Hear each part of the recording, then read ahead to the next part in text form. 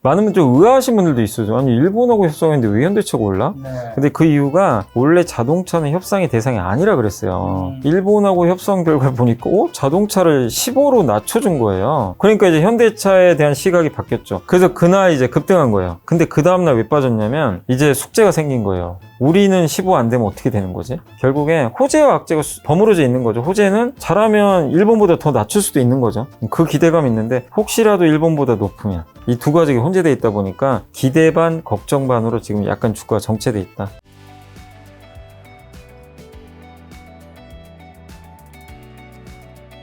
방산 기업도 수출 확대하고 있는데 이게 방산주의 성장 가능성과 강력 기업들의 투자 매력도는 지금 어떻게 평가하세요? 그러니까 방산도 뭐 좋죠. 지금 왜냐면 네. 앞으로 뭐 이게 지정학적 리스크가 끝이 없잖아요. 근데 지금은 좀 왜 이렇게 방산주가 좀 시들시들 하냐면 저 이란하고 이스라엘 전쟁이 끝나서 그래요.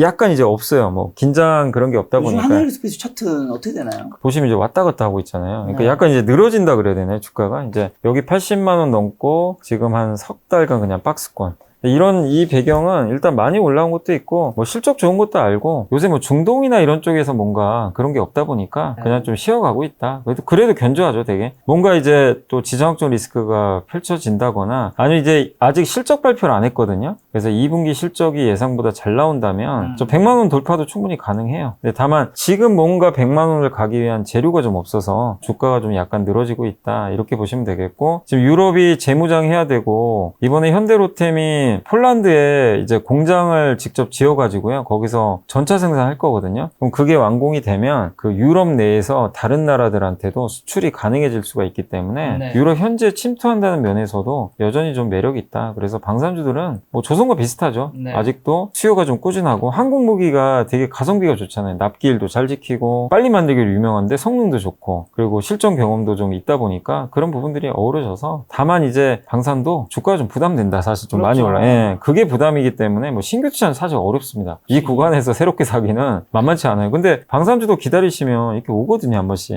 급락은 오니까 그럴 때 투자하셔야지. 이거는 지금 보유하신 분들은 뭐 일단은 실적 발표하는 것까지 확인하고 보유해보자. 지금 말씀하신 조선, 방산, 원전 이게 상반기 많이 올랐던 거잖아요. 건설도 있고 증권도 있고 엔터도 있고 화장품도 있는데 하반기 7월은 끝나가고 이제 8월 달부터 12월까지 5개월 동안은 뭐가 좀 주도를 할까요? 주도주는 그대로 가는 걸까요? 아니면 새로운 거? 이들이 끝난다고 보진 않아요. 네. 근데 이제 아까 말씀드린 대로 많이 올랐으니까 네. 급등은 좀 어려울 것 같아요. 아무래도 이렇게 막 치고 가는. 그래서 좀 약간 늘어질 것 같고 그 하반기에는 좀 이제 상반기에 못 갔던 것 중에서 좀 이제 볼만한 게 첫 번째가 저는 좀 바이오 쪽. 바이오가 조금 부진했잖아요. 상반기에. 근데 이제 최근에 좀 올라오곤 있는데 얼마 전에 삼성바이오가 실적이 굉장히 잘 나왔더라고요. 바이오 1등주가 이렇게 좀 주가 흐름이 좋다는 거. 삼성바이오가 최근에 조금 올랐어요. 좀 부진했다가 되게 부진했어요. 여기서 그러게요. 한참 못 갔어요. 그러다 이제 지수가 이때 엄청 갔으니까. 네, 맞아요. 못 간 그러니까 거나 마찬가지죠. 못 간 거죠. 이거는. 근데 이제 그나마 이제 최근에 조금씩 이제 실적 나오면서 네. 이제 돌리고 있으니까 그리고 이제 좀 기대하는 게 아마 미국에서 중국 견제 법안이 좀 나올 것 같아요. 네. 그 생물보안법이라고 중국과 이제 거래하지 않는 그런 것도 좀 하반기 기대하고 있어서 좀 못 오른 쪽에서는 일단 저는 바이오 특히 이제 여기 위탁 생산 하는 업체들 일단 좀 기대를 하고 있고 두 번째가 이제 거기 그 중국과 관련돼서 이제 어떤 컨셉이냐면 시진핑 주석이 무조건 올 것 같아요. 온다고 했어요. 경주에 오겠다 했기 때문에 에이펙이었나요? 네, 에이펙 정상회담 10월 말에 하더라고요. 10월 네. 31일인가 아마 날짜는 그때로 하는데 네.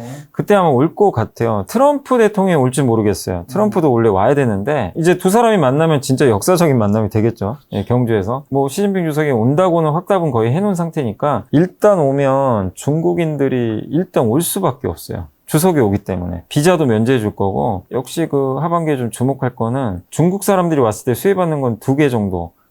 카지노도 좋아 보여. 요새 아직 그 시진핑 주석이 오지도 않았는데 저 제주도나 이런 데 카지노가 엄청 호황이라고 하더라고요. 매출도 잘 나오고 카지노 그리고 호텔. 예, 왜냐면 서울은 호텔이 부족하대요. 지금 이 3, 4성급이 제일 인기가 많은데 이게 공급이 안 돼가지고 이게 가성비 호텔이죠. 예. 그래서 여의도에도 호텔 있고 여기 이쪽에도 많이 있잖아요. 이 근처에도. 예. 신라스테이, 맞아요. 예. 마포 쪽에 맞아요. 롯데 시티 호텔. 예. 근데 그런 데가 공급이 없대요.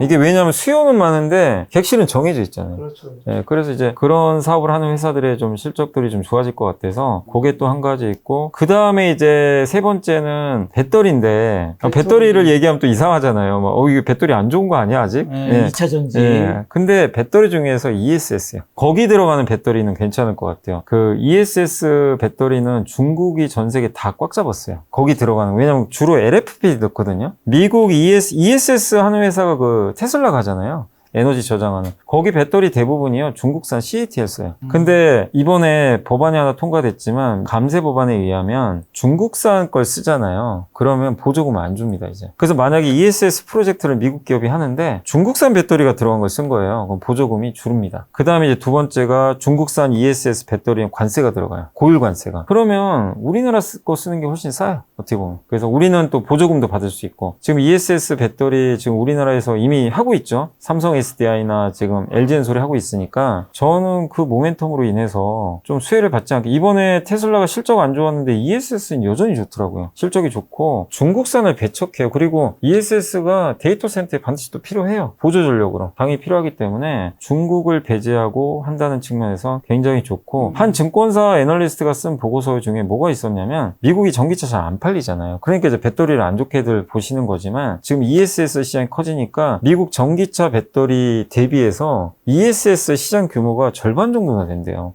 그럼 굉장히 큰 거죠. 단가는 더 비싸요. 단가도 마진도 좋다고 합니다. 그런 거 종합해보면 이제 우리가 2차전지 쪽에서도 ESS만큼은 좀 기대할 게 생겼다. 저는 그렇게 봅니다. 그리고 또 좋은 게 하나 더 있는 게, 2032년까지 미국에서 ESS 배터리를 만들잖아요. 보조금을 계속 줘요. 미국 정부 주기로 했어요. 네. 이건 이미 결정됐습니다. 그러니까 LG나 삼성은 찍어내면 그냥 일단 받아요. 돈을 받을 수밖에 없어요, 보조금은. 그것도 2032년까지 확정. 편안하게 ESS 생산도 가능한 거예요. 수요는 있고 중국은 없어질 거고. 이쪽 밸류체인을 좀 보자. 그래서 ESS 좀 잘하는 기업들. 이제 대표적인 게 이제 LG엔솔하고 삼성 SDI, 또 LG의 파우치 필름 납품하는 관련해서 부품 사주 율천화학이나 한중 NC스인가요? 이런 기업들이 있거든요. 그런 ESS 밸류체인들이 좀 있으니까 한번 하반기를 좀 대비한다면, 약간 이제 다크호스 같은 개념이죠. 그동안 정말 너무 부진했지만 한번 우리가 이제 여기서 이제 반격이 나올 수 있는 걸 볼 수 있고, 요거는 제가 주도주라고 좀 보기는 어려운데, 주가가 진짜 답답하고 좀 못 오른 거 중에서 제가 좀 요즘에 좀 공부해서 보고 있는 게 시멘트주들. 이 건설주는 한번 움직였잖아요, 원전 네. 때문에. 근데 시멘트주들 한번 이렇게 보시면, 주가들을 이제 한번 보시면 되게 답답하거든요. 이게 시멘트주들이에요. 대표적으로 이렇게 못 갔던 기업들이에요. 근데 몇 년을 못 갔습니다, 지금. 근데 왜 좀 긍정적으로 보냐면, 첫 번째가 정부가 어쨌든 아파트 값은 저는 잡을 거라 보거든요. 네. 공급밖에 없어요. 공급은 늘릴 것 같아요, 어느 시점에서. 그래서 착공들이 적어도 올해 하반기나 내년 초 되면 이제 들어갈 텐데, 착공이 늘면 어쨌든 시멘트 수요는 늘어나거든요. 그게 있고, 두 번째가 시멘트 가격은 많이 올랐어요. 가격 자체는. 이 단가는 올랐어요. 그게 좀 있고, 세 번째가 비용인데 유연탄으로 떼요. 시멘트 만들 때 이 석회석을요, 석회석이 이제 나중에 이걸 뭐 파쇄해가지고 유연탄으로 엄청 뜨거운 걸로 이게 가열하거든요. 그래서 이제 시멘트를 만들어내는 건데, 그때 연료가 유연탄이에요. 근데 이 유연탄은 싸진 않지만 최근에 유연탄 값이 좀 많이 떨어졌고, 요즘에 무슨 얘기가 나오냐면 플라스틱으로 대체한대요. 네. 그러니까 폐기물 받아요. 그럼 폐기물 업체 입장에서는 요걸 넘겨주죠. 시멘트 회사는 좋죠. 이걸 받아다가 가격이 훨씬 싸니까 얘를 태우면요, 그 유연탄을 대체하는 효과가 생겨요. 비용이 훨씬 줄죠. 그리고 주가 싸고 재미는 없어요. 뭐 무슨 시멘트냐 이럴 수 있는데, 근데 지금 너무 많이 올라가는 거를 우리가 보는 것도 맞을 수도 있겠지만, 사실 뭐 전력기기나 원전이나 뭐 조선이나 이런 거 좋은 건 다 알죠. 다 아는데 싸진 않단 말이에요. 그래서 좀 이게 소외된 것 중에서, 오늘 제가 말씀드린 건 대부분 소외된 것 중에서 좀 말씀드리는 건데, 찾아본다면 의외로 좀 시멘트도 우리가 내년을 한번 뭐 또 바라본다면 지금 이 구간에서 좀 괜찮지 않나 이렇게 생각하고 있습니다. 말씀하신 2차 전지 물려있는 분들은 요즘 어떻게 해야 될까요? 근데 2차 전지가 뭐 예전처럼 이렇게 몇 배 가긴 좀 어렵잖아요. 그러려면 전기차가 돼야 돼요. 근데 전기차 되는 건 좀 시간 몇 년 더 걸리니까. 근데 다만 이제 ESS가 살아나니까, 그래서 저는 최악은 지나갔고, 얼마 전에 그 포스코 퓨처엠도 한번 급등했거든요. 2차 전지 중에서 이렇게 올라가는 기업들 지금 바닥에서 50% 정도 올랐는데, 이 논리는 대부분 중국 규제입니다. 포스코 퓨처엠은 아시겠지만 흑연 만들잖아요. 흑연 응급제. 근데 중국이 세계 1등인데 중국 제외하고는 1등이 저기 포스코 퓨처엠이에요. 근데 미국에서 응급제, 중국산 이제 흑연을 쓴 응급제에 93% 관세 때려버렸어요.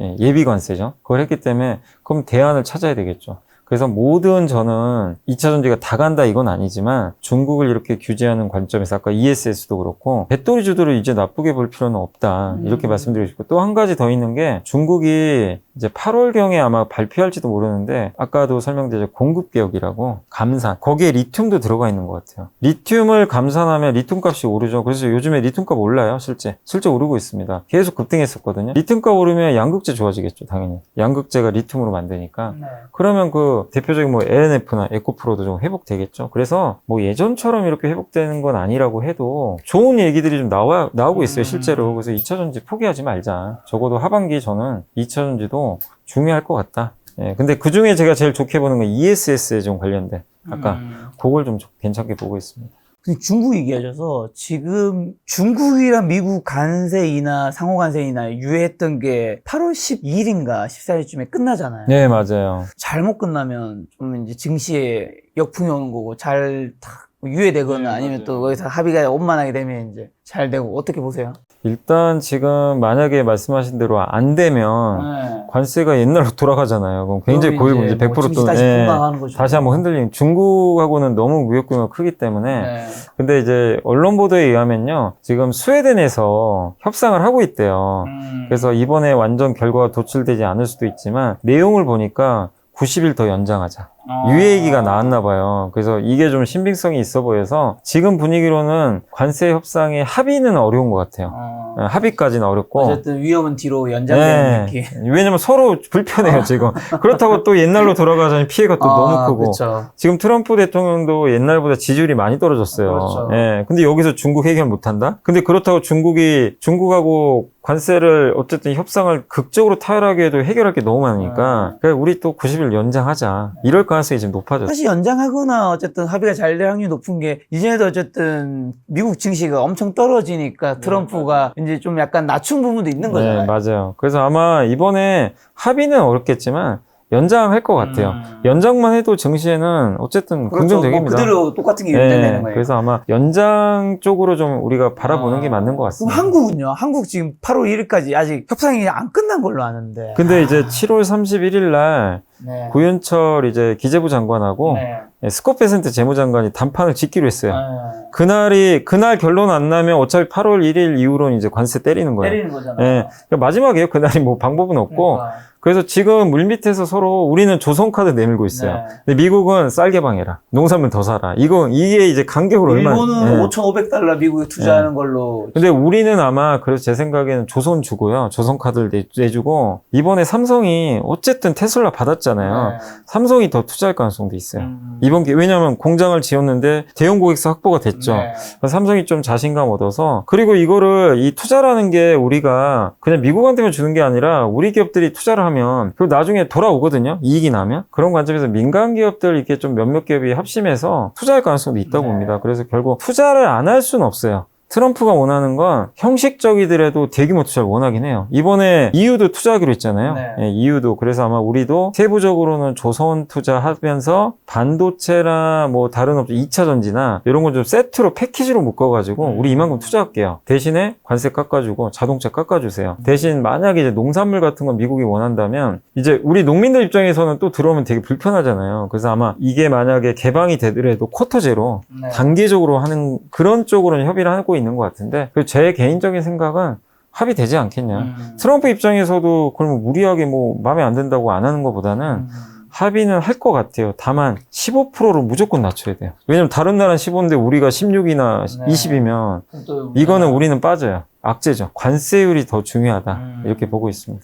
미국과 이번에 무역 협상 타결 소식에 현대차, 기아 주가가 좀 급등했던데 그 이유는 뭐고 우리도 미국과의 관세 불확실성이 해소되면 현대차, 기아 자동차주 펀더멘트 부각될 수 있나요? 왜냐면 일단 그거였어요. 이제 많은 분들 좀 의아하신 분들도 있어요. 아니 일본하고 협상했는데 왜 현대차가 올라? 근데 그 이유가 원래 자동차는 협상의 대상이 아니라 그랬어요. 트럼프가 처음에. 그래서 25%잖아요. 지금 자동차는 25 그대로 이제 관세 때리고 있잖아요. 그런데 일본하고 협상 결과를 보니까 자동차를 15로 낮춰준 거예요. 그러니까 이제 현대차에 대한 시각이 바뀌었죠. 현대차도 협상 잘하면 15로 떨어지겠네. 그래서 그날 이제 급등한 거예요.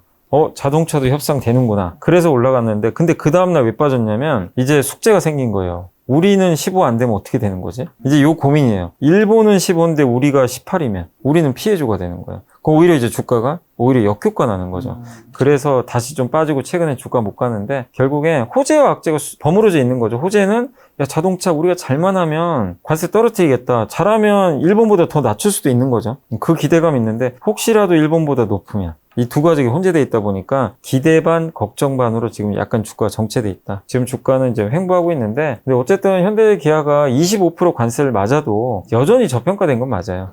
그렇지만 우리가 25%를 그대로 맞는 게 확정되면 아니 도요타보다 이제 우리가 비싸질 수도 있잖아요. 가격이. 그럼 경쟁력이 예, 경쟁력이 떨어져서 주가 오르기가 너무 힘들어져요. 네. 그래서 일단 이제 마지막 고비 최소 15는 맞춰줘야 됩니다. 자동차 관세를. 유럽도 했잖아요. 그럼 폭스바겐하고도 이제 경쟁이 안 되잖아요. 그래서 정말 이제 우리 입장에서 무조건 15 맞춰야 된다. 요게 좀 숙제는 남아 있습니다.